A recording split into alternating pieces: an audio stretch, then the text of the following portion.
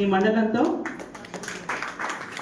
ఈరోజు అంటే పదవీ విరమణ కార్యక్రమం పెట్టారు.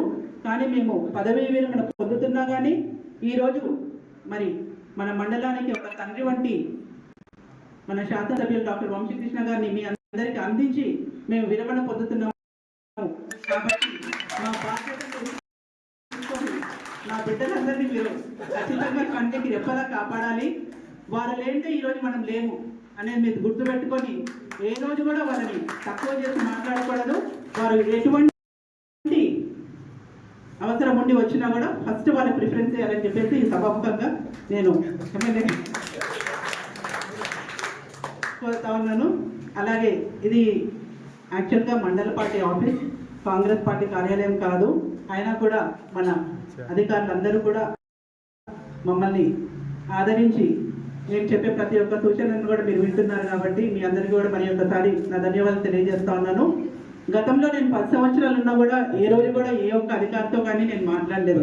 కానీ ఈ మధ్యకాలంలో సెక్రటరీలు అందరూ కూడా నాతో కొంచెం వాళ్ళ సమస్యలు, మేడం వాటర్ రావట్లేదన్నా కానీ ఎవరైనా అన్నా కూడా నాతో కొంచెం ఫ్రీగా మాట్లాడుతూ ఉన్నారు.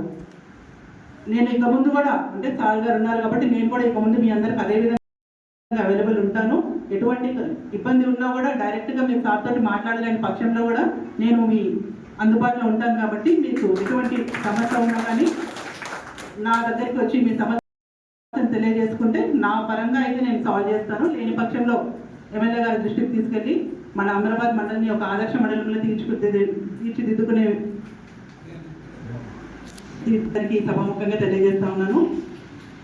గతంలో 5 సంవత్సరాలు పార్టీ మారకుండా ఉన్న మా ఎంపీటీసీలు ఆనిముచ్చాలని చెప్పి ఆ రోజు ఒక మంచి కార్యక్రమంతో మన మల్లికార్జున గారు ఆ రోజు వాళ్ళందరినీ కూడా సన్మానించారు, గౌరవించారు.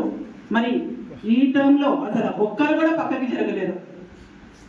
ఒక్కరు కూడా అసలు అటు పక్కకే చూడకుండా కాంగ్రెస్ పార్టీని గెలిపించుకోవాలి, నాకు అంటే కన్నతల్లి లాంటి పార్టీని గెలిపించుకోవాలని చెప్పేసి వారందరూ కూడా పట్టుదలతో పనిచేశారు. నిజంగా మీకు శిరస్సు వంచి నేను నా నమస్కారాలు తెలియజేస్తా ఉన్నాను. ఆ క్రమశిక్షణ డిసిప్లిన్ ఇదే డిసిప్లిన్ మీరు ఇంకొక విషయంలో కూడా పాటించాలని చెప్పి నేను కోరుకుంటాను. మనకి ఎవరైతే అతిథులైతే వస్తారో అంటే ఇతర ఎమ్మెల్యేలు కానీ మినిస్టర్లు కానీ వచ్చినప్పుడు కొంచెం క్రమశిక్షణ పాటించండి, వాళ్ళని ఇబ్బంది పెట్టకండి. ఇది ఒక తల్లిలాగా మీకు చెప్తా ఉన్నాను. ఈ అవకాశం ఇచ్చిన నాకు నమస్కారం తెలియజేస్తా. వంశీకృష్ణ గారికి మరి ఒకసారి ఈ 2-3 రోజుల్లో మా ఎంపీటీసీలకి కొద్దిపాటి ఏదైనా ప్రపోజల్స్ పెట్టి ప్రొసీడింగ్స్ ఇస్తే వాళ్ళు కూడా ఏదో ఒక పని చేసి వాళ్ళ ఊర్లో వాళ్ళ శంకుస్థాపన దానిపైన వాళ్ళ పేరు కూడా ఉండే విధంగా వాళ్ళు ఆశపడతా ఉన్నారు. కాబట్టి 2-3 డేస్లో వీలైనంత వరకు ఏదైనా వాళ్ళకి ఒక ఫండ్ ఏదైనా బడ్జెట్ కేటాయించి పనులు కల్పిస్తారని చెప్పి ఆశిస్తూ ఉన్నాను. ఖచ్చితంగా మా అంటే ఇంట్లో ఉండి చెప్తే వినట్లేదు సార్, అది